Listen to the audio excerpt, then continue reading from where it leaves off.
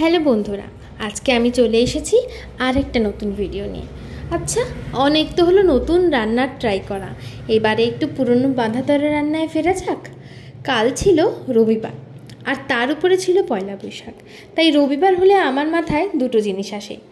এক হলো ছুটি আর আরেকটা হলো গরম ভাতে আলু দিয়ে মুরগির ঝোল। তোমাদেরও মাথায় কি এই সেম জিনিসটাই কি আসে?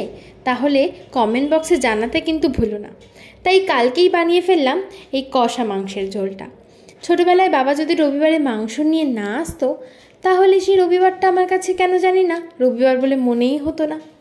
রবিবার করে আমাদের বাঙালি বাড়িতে যে ঘরোয়া মুরগির ঝোলটা রান্না করা হয় না, সেটার প্রিপারেশনটা কিন্তু খুবই সাধারণ।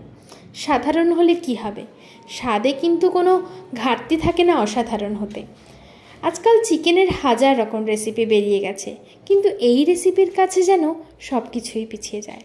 আর একটা অদ্ভুত ব্যাপার কি জানো তো, যতই আমি মায়ের মতন করে রান্না করার চেষ্টা করি, মায়ের মতন কিন্তু সেই অপূর্ব স্বাদটা আর আনা যায় না।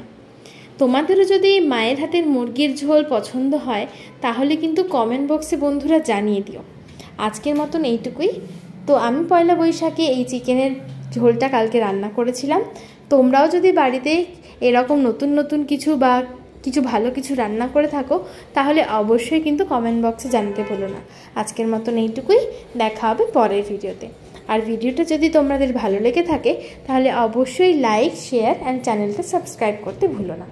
আর দেখা হবে পরের ভিডিওতে। টাটা।